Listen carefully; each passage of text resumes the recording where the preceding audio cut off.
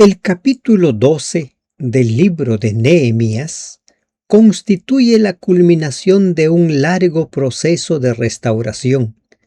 Después de la reconstrucción de los muros, la reorganización de la ciudad y la renovación del pacto, el pueblo se reúne para dedicar Jerusalén al Señor mediante alabanzas, acción de gracias y consagración. El capítulo enfatiza que la verdadera restauración no consiste únicamente en levantar estructuras, sino en formar un pueblo santo que viva para la gloria de Dios. Desde la mirada del Evangelio, Nehemías 12 ilustra la obra divina de preparar un pueblo para su presencia, así como Jerusalén fue purificada y dedicada.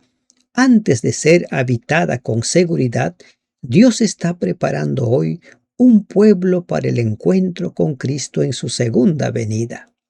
El Evangelio no solo ofrece perdón, sino también transformación, restauración y consagración.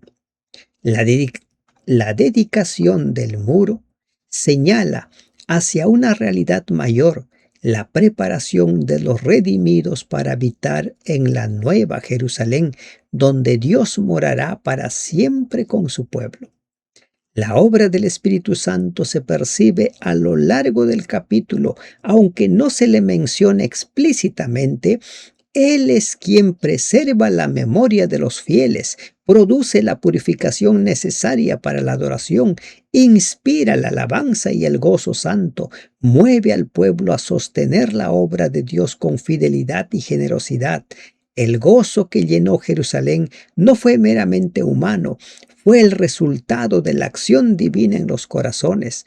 Del mismo modo, la preparación para el regreso de Cristo es una obra del Espíritu Santo, quien escribe la ley de Dios en el corazón, la forma y va formando el carácter de Cristo en los creyentes y reúne un pueblo dispuesto para recibir a su Rey.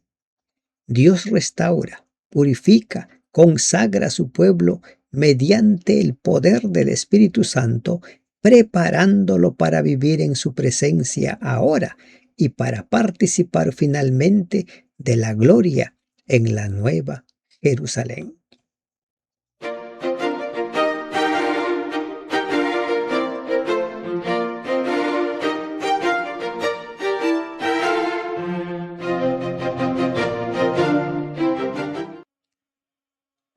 Perlas del libro de Nehemías. Gracias te damos, bendito Dios, porque nos permites, Señor, abrir una vez más tu palabra.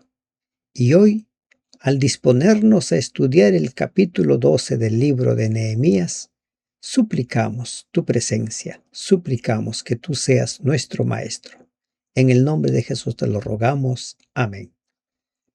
Buen día, hermanos y hermanas de esperanza. Ingresamos al capítulo 12 del libro de Nehemías. La dedicación de los muros, la lista de los que volvieron con el primer grupo, el segundo grupo y el tercer grupo. Una lista detallada, tal como vimos en nuestro estudio de ayer. Los nombres de los redimidos están en un libro, el libro de la vida. Cada día renovemos nuestra fidelidad a Dios. Cada día intencionalmente separemos un tiempo para el estudio de su palabra. Cada día.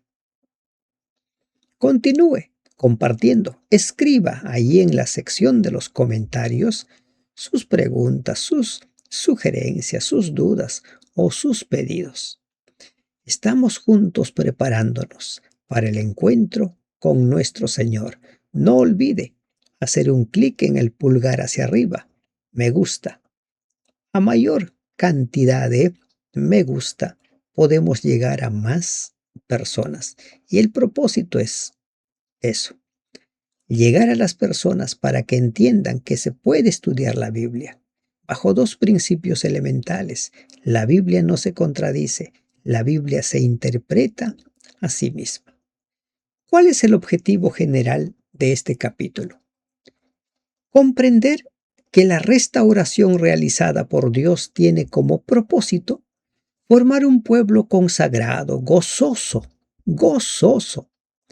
y fiel, preparado para vivir en su presencia y para el encuentro final con Cristo mediante la obra transformadora del Espíritu Santo. Temas específicos, objetivos específicos. 1. Reconocer el valor de la fidelidad a través de las generaciones. Identificar cómo Dios honra y preserva la memoria de sacerdotes, levitas y líderes fieles, destacando la importancia de transmitir la fe a futuras generaciones. Versículos 1 al 26. Segundo, comprender la necesidad de la purificación antes de la adoración. Analizar la preparación espiritual del pueblo para la dedicación del muro, entendiendo que la comunión con Dios requiere consagración y limpieza del corazón. Versículos del 27 al 30. Tercero, valorar la alabanza y la gratitud como respuesta a la gracia divina. Reflexionar sobre la celebración de dedicación y reconocer que toda bendición recibida debe conducir a una vida de adoración y agradecimiento. Versículos 31 al 43. Cuarto objetivo específico: identificar la acción del Espíritu Santo en la vida de la congregación, de la comunidad. Observar cómo Dios produce unidad, gozo, generosidad y compromiso en su pueblo, capacitándolo para cumplir su propósito redentor. Versículos del 27 al 47. Y 5. Relacionar la dedicación de Jerusalén con la preparación para la nueva Jerusalén. Comprender que la restauración y consagración del pueblo en tiempos de Nehemías anticipan la obra final de Dios al preparar un pueblo para el regreso de Cristo y la ciudadanía eterna en la nueva Jerusalén. Dios restaura, purifica y llena de gozo a su pueblo para prepararlo por medio de su Espíritu, para habitar eternamente en su presencia. Temas principales. Comparto 5 de los muchos que usted puede encontrar en este capítulo. 1. La continuidad del liderazgo espiritual y la fidelidad generacional. Versículos 1 al 26. Hay un registro de sacerdotes, levitas y sumos sacerdotes. Se nos muestra la importancia de preservar la identidad espiritual del pueblo. La fe debe transmitirse de una generación a otra. Dios recuerda y valora a quienes sirven fielmente. La restauración de Dios incluye personas comprometidas que preservan la verdad y la transmiten a generaciones futuras. Segundo tema: la purificación para el servicio y la adoración. Versículos del 27 al 30. Los sacerdotes, levitas, el pueblo, las puertas y el muro son purificados. La dedicación comienza con la santificación. La adoración aceptable requiere preparación espiritual. Antes de servir y adorar a Dios, el pueblo debe experimentar purificación y consagración. Tercer tema: la dedicación del muro mediante la alabanza y la gratitud. Versículos del 31 al 42. Dos grandes coros recorren el muro en direcciones opuestas. Se utilizan instrumentos, cantos y expresiones de alabanza. Toda la comunidad participa en la celebración. Toda obra realizada para Dios debe ser dedicada a Él con gratitud y adoración. Cuarto tema: el gozo de la salvación y de la presencia divina. Versículo 43. El pueblo ofrece grandes sacrificios. Dios les concede gran alegría. El gozo de Jerusalén se escucha desde lejos. Cuando Dios restaura a su pueblo, el resultado natural es un gozo profundo que se convierte en testimonio para otros. Quinto tema, la sostenibilidad de la adoración y el compromiso permanente. Versículos del 44 al 47. La organización de los recursos para sostener el templo. Hay apoyo a sacerdotes y levitas y fidelidad continua después de la celebración. La verdadera consagración se demuestra en la fidelidad diaria y en el apoyo constante a la obra de Dios. ¿Qué casos psicológicos encontramos en este capítulo? 4 casos psicológicos que comparto con ustedes. Primero, crisis de identidad y sentido de pertenencia, basado en los versículos 1 al 26. ¿Cuál es el caso? Imaginen ustedes un adolescente o un adulto joven expresan: no sé quién soy ni qué quiero hacer con mi vida, siento que no encajo en ningún lugar. La identidad personal se construye a partir de la historia, los valores, las relaciones significativas y el sentido de propósito. Cuando una persona pierde conexión con sus raíces, puede experimentar confusión, vacío y baja autoestima. La identidad saludable responde a 3 preguntas: ¿quién soy? ¿De dónde vengo? ¿Y hacia dónde voy? En el capítulo 12 de Nehemías se registran nombres, familias y generaciones porque conocer la historia fortalece la identidad colectiva e individual. ¿Cómo trabajamos esto? Elaboremos una línea de vida con acontecimientos significativos. Identifiquemos nuestras fortalezas, nuestros valores y nuestros talentos. Fortalezcamos nuestros vínculos familiares y congregacionales o comunitarios y desarrollemos un proyecto de vida basado en principios y propósito. Dios conoce nuestro nombre y nos integra a una historia mayor de redención. Segundo caso, culpa persistente y dificultad para perdonarse. Versículos del 27 al 30. ¿Cuál es el caso? Una persona afirma: sé que Dios me perdonó, pero yo no puedo perdonarme por lo que hice. La culpa saludable conduce al arrepentimiento y al cambio. Sin embargo, la culpa dañina, esa culpa tóxica, mantiene a la persona atrapada en la vergüenza y la autocondenación. Es importante diferenciar la culpa: hice algo incorrecto, de la vergüenza: soy una persona incorrecta. La culpa sana impulsa la reparación. La vergüenza destruye la autoestima. ¿Cómo trabajamos esto? Reconozcamos el error, el pecado, sin definir la identidad nuestra por él. Recuerda que no somos, sino que nosotros cometemos errores. Por ejemplo, hay personas que dicen: soy depresivo. No, atraviesa situaciones de depresión. ¿Se da cuenta? O hay otros que dicen: soy hipertenso. No eres hipertenso. Atraviesas momentos en los cuales la presión se eleva.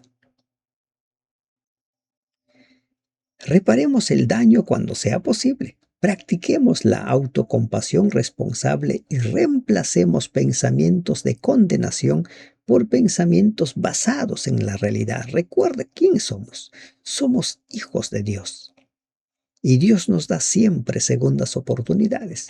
La purificación realizada antes de la dedicación simboliza que Dios no solo perdona, sino que también restaura y habilita para servir nuevamente.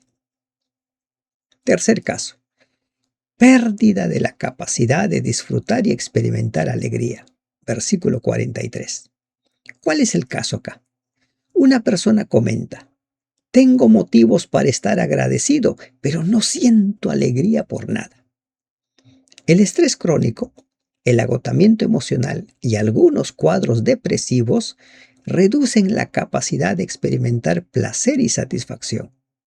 La alegría no es simplemente una emoción espontánea, también puede fortalecerse mediante prácticas que favorecen el bienestar emocional. Por ejemplo, la gratitud, las relaciones significativas, la actividad física, el servicio a otros, la espiritualidad. ¿Cómo trabajamos este caso? Llevemos un diario de gratitud. Retomemos nuestras actividades significativas, esas que le dan sentido a nuestra vida. Busquemos apoyo social. Consultemos a un profesional si la tristeza es persistente. El éxito destaca que Dios los había, ¿no? Que Dios los había bendecido. Y todo lo que ellos consiguieron es porque Dios estuvo con ellos. Entusiasmo inicial sin perseverancia. Versículos del 44 al 47. ¿Cuál es el caso? Una persona comienza proyectos con entusiasmo, pero los abandona rápidamente. Empiezo motivado, pero después pierdo el interés, suelen decir. La motivación emocional es importante, pero no suficiente para sostener cambios duraderos. La perseverancia depende más de hábitos, valores y disciplina que de emociones pasajeras. La investigación psicológica muestra que las conductas estables se mantienen cuando existen 4 cosas: rutinas claras, metas específicas, seguimiento del progreso y sentido de propósito. ¿Cómo trabajamos este problema? Podemos dividir las metas grandes en pasos pequeños. Establezcamos horarios y hábitos consistentes. Evaluemos los avances periódicamente y, en el peor de los casos, busquemos ayuda. Después de la gran celebración, el pueblo organizó recursos y responsabilidades para mantener la obra. La madurez se muestra no solo en momentos de inspiración, sino en la fidelidad cotidiana. Ingresemos al estudio del versículo por versículo. Este es otro capítulo en el cual nos vamos a encontrar nosotros con muchos nombres, ¿no? Y recuerden que si hay una cantidad de nombres registrados es porque hay una memoria espiritual, una memoria histórica. Así es Dios. Dios no se olvida de ninguno. Dios toma en cuenta cada una de nuestras fidelidades. Estos son los sacerdotes y levitas que subieron con Zorobabel, hijo de Salatiel, y con Jesúa, Seraías, Jeremías, Esdras, y continúa la lista. De los versículos del 1 al 9, se nos habla acerca de los sacerdotes que subieron con Zorobabel. Luego viene la lista de los levitas. Una lista de sacerdotes que regresaron en el primer grupo, aproximadamente el 538 antes de Cristo. Primer grupo. Aquí el énfasis está en la continuidad del sacerdocio. Dios preservó el liderazgo espiritual durante el exilio y el retorno. No se perdió esa línea sucesoria. La obra de Dios avanza mediante personas fieles que permanecen comprometidas a través del tiempo. Y ahí continúa la lista. Ido, Mijamín, Semaías, Salu. Estos eran los príncipes de los sacerdotes y sus hermanos en los días de Jesús. En los versículos 8 y 9 se enumeran los levitas responsables de la música y la adoración. Cuán importante es este ministerio. Y los levitas, Jesúa, Binúe, Cadmiel, Matanías, que con sus hermanos oficiaba en los cantos de alabanza. Y Bacbuquías y Uni sus hermanos, cada cual en su ministerio, cada cual según los dones y talentos que Dios había dado a ellos. La adoración ocupaba un lugar central en la restauración. Los ministerios musicales tenían función espiritual y pedagógica. Las congregaciones deben prestar especial atención a la adoración por medio de la música. Debiera haber un presupuesto para impulsar ese ministerio. La adoración no es un complemento de la fe, es una expresión fundamental de ella. En los versículos del 10 y el 11 encontramos a la sucesión de los sumos sacerdotes. Jesúa, el sumo sacerdote, o Josué, porque ese es el otro nombre que tiene, engendró a Joiacim. Joiacim engendró a Eliasib y Eliasib engendró a Joiada. Joiada engendró a Jonatán y Jonatán engendró a Jadúa. Se registra la genealogía sacerdotal desde Jesús hasta Jadúa. La línea sacerdotal demuestra estabilidad institucional, muestra el cumplimiento de las promesas divinas a través de las generaciones. La fidelidad a Dios tiene efectos que trascienden más que una sola generación. ¿Te das cuenta? La fidelidad a Dios van trascendiendo en el tiempo. Luego tenemos los versículos del 12 al 21. Allí se nos muestra un registro de sacerdotes y levitas posteriores, los que vinieron con el segundo grupo. En los días de Joiacim, los sacerdotes jefes de las familias fueron Seraías, Meraías, de Jeremías, Hananías, de Esdras, Mesulam, de Amarías y Johanán. Se menciona los jefes de familias sacerdotales durante el tiempo de Joiacim. El liderazgo espiritual estaba organizado. La memoria histórica fortalecía la identidad nacional. Las comunidades saludables valoran su historia y aprenden de ella. ¿Conoce usted la historia de la iglesia donde usted congrega? De Hilcías, Jasabías, de Jedaías, Natanael. Vemos allí a los jefes. Luego, los versículos del 22 al 26, allí hay un registro que alcanza hasta los días de Darío el persa. Los levitas en días de Eliasib, de Joiada, de Johanán y de Jadúa fueron inscritos por jefes de familias, también los sacerdotes hasta el reinado de Darío el persa. Darío el persa. Existe una preocupación por preservar la exactitud histórica. La administración y la espiritualidad no aparecen separados. La organización responsable también forma parte del servicio a Dios.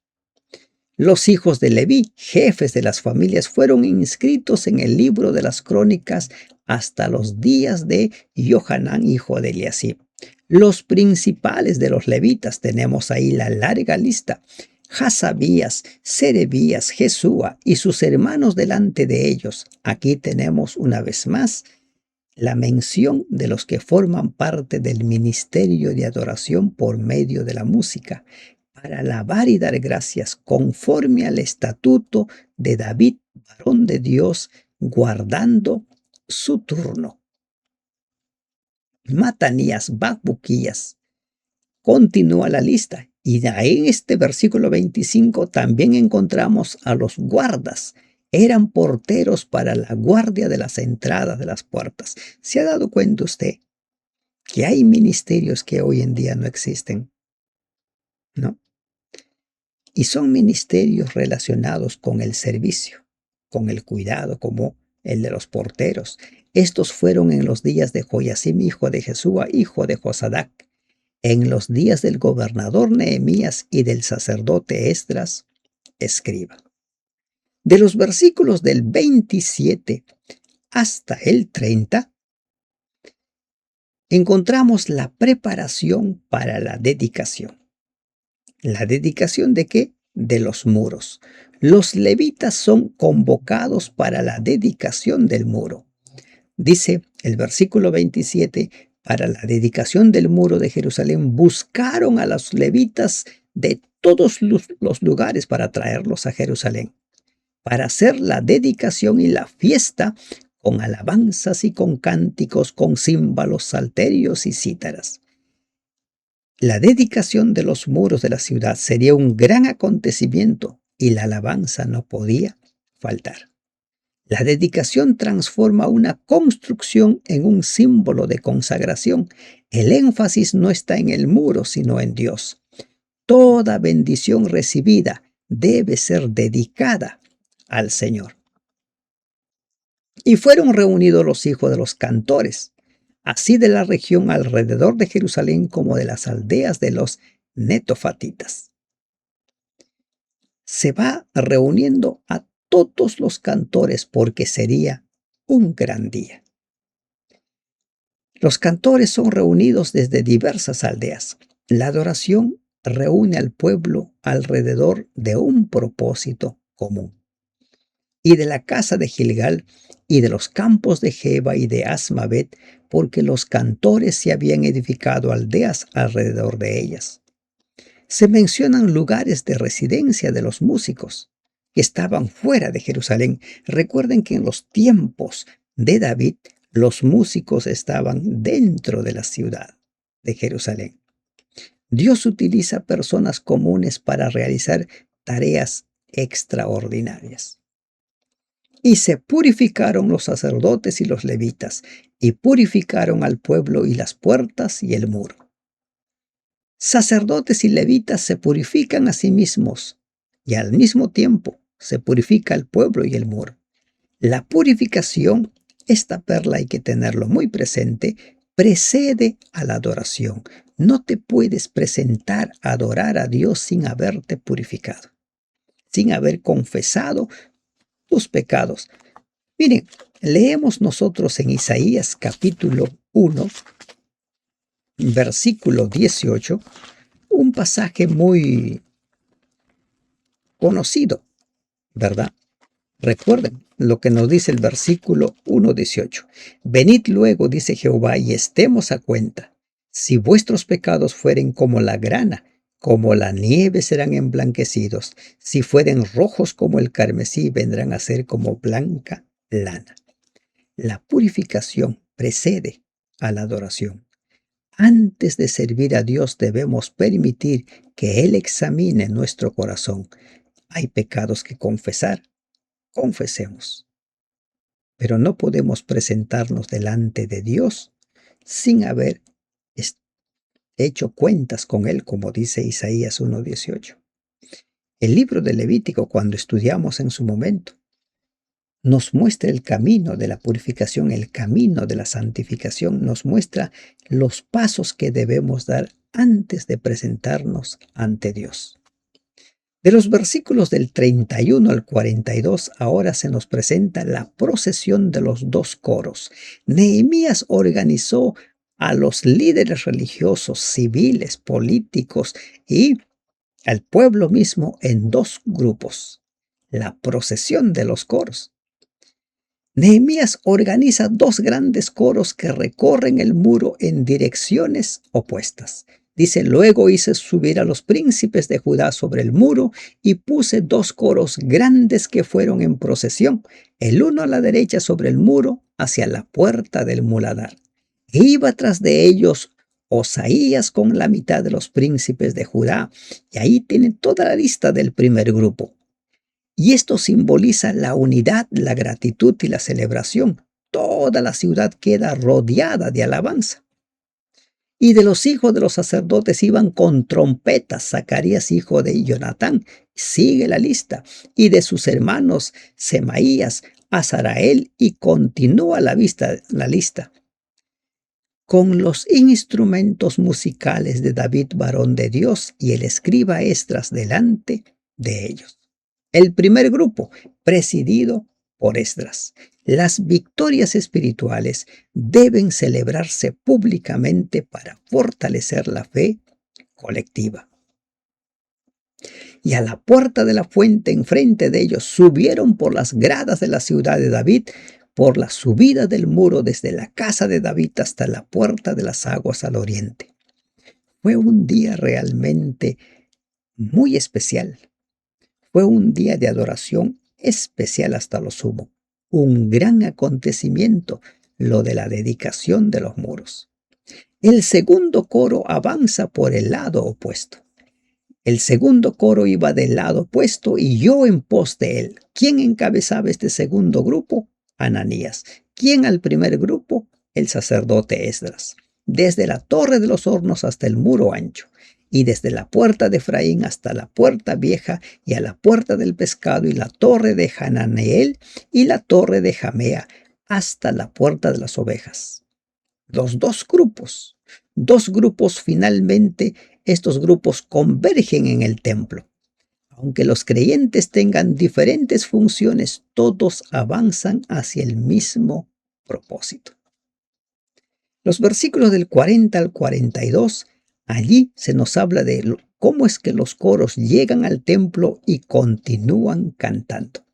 Llegaron luego los dos coros a la casa de Dios, y yo y la mitad de los oficiales conmigo, y los sacerdotes Eliasim, Maesías, Miniamín, estos sacerdotes con trompetas, y Maasías, Semaías, Eleazar, y estos cantores cantaban en alta voz, e Israías era el director.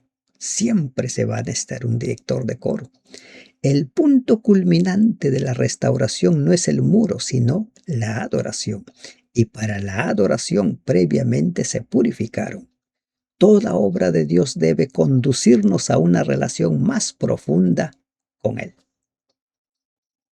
Y sacrificaron aquel día numerosas víctimas y se regocijaron. La adoración a Dios siempre es un momento de regocijo. No es de tristeza, no es de rostros serios, adustos, de regocijo. ¿Por qué? Porque Dios los había recreado con grande contentamiento. Se alegraron también las mujeres y los niños, y el alborozo de Jerusalén fue oído desde lejos. Imagine usted ese día. Todas las personas que participaban de esa adoración estaban felices. Se ofrecieron sacrificios y el pueblo experimenta alegría, gran alegría. La alegría se escucha desde lejos. El pasaje enfatiza que fue Dios quien produjo ese gozo. Y ese gozo que produce Dios, así como la paz que Dios produce, es un gozo duradero. La verdadera alegría, hermano, hermana, no depende de las circunstancias, sino de experimentar la presencia y la acción de Dios. Los versículos del 44 al 47, allí se nos habla acerca de la organización para sostener la adoración.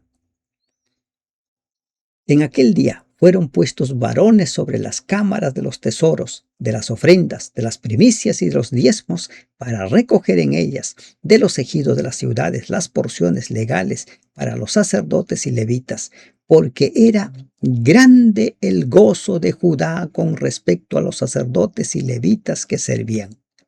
Se nombran administradores para las ofrendas y provisiones. La espiritualidad auténtica incluye responsabilidad administrativa. Y habían cumplido el servicio de su Dios y el servicio de la expiación, como también los cantores y los porteros, conforme al estatuto de David y Salomón su hijo. ¿Qué encontramos? Sacerdotes, levitas, porteros, todos cumplen sus funciones fielmente. La fidelidad diaria es tan importante como los grandes momentos espirituales, porque desde el tiempo de David y de Asaf, ya de antiguo, había un director de cantores para los cánticos y alabanzas y acción de gracias a Dios. El ministerio de la música no se perdió en el tiempo. Y para eso sirve el escrito está. Para eso sirve la palabra de Dios, para recordarnos cómo es que hemos de conducirnos. ¿Aquí qué se hace? Se recuerda el ejemplo de David y de Asaf. La adoración presente está conectada con una herencia espiritual anterior. Las nuevas generaciones deben aprender de los modelos espirituales del pasado. Y se cierra este capítulo con una declaración: y todo Israel, en días de Zorobabel y en días de Nehemías, daba alimentos a los cantores y a los porteros, cada cosa en su día. Consagraban asimismo sus porciones a los levitas, y los levitas consagraban parte a los hijos de Aarón. A eso se conoce el diezmo del diezmo. Todo Israel sostenía el ministerio del templo, incluido el ministerio de la música. La obra de Dios es responsabilidad de toda la comunidad, de toda la congregación. Que funcione es responsabilidad de todos. Todos hemos recibido bendiciones y Dios solo nos pide una parte de esas bendiciones. Cada creyente tiene un papel en el sostenimiento de la misión. Tienes tú un papel en el sostén de la obra. Cerramos nuestro estudio con 6 perlas. Y estas perlas son principios de vida. Considéralos, inclúyelos dentro de sus principios de vida. 1. La fe se construye generacionalmente. Tu vida deja huella espiritual en otros, aunque no lo veas de inmediato. 2. La identidad espiritual debe cuidarse. Saber quién eres y a quién sirves evita confusión y fortalece tu propósito. 3. La purificación precede a la celebración. La presencia de Dios se disfruta plenamente cuando hay consagración. 4. La adoración es una respuesta visible. Lo que Dios hace en tu vida merece ser expresado, no ocultado. 5. El gozo es evidencia de restauración. Cuando Dios sana y restaura, el gozo se vuelve contagioso. Y 6. El orden y la corresponsabilidad sostienen la obra. La espiritualidad incluye compromiso práctico y disciplina. Incluye el sostenimiento de la obra de Dios. Nehemías 12 nos enseña que la restauración no termina cuando se reconstruye el templo o el muro, sino cuando el corazón, la adoración y la comunidad entran en equilibrio. Dios no solo edifica estructuras externas, sino una vida ordenada y gozosa y comprometida. Vivir en propósito implica recordar, celebrar y sostener lo que Dios ha hecho en nuestra vida. Que Dios te bendiga. Amén.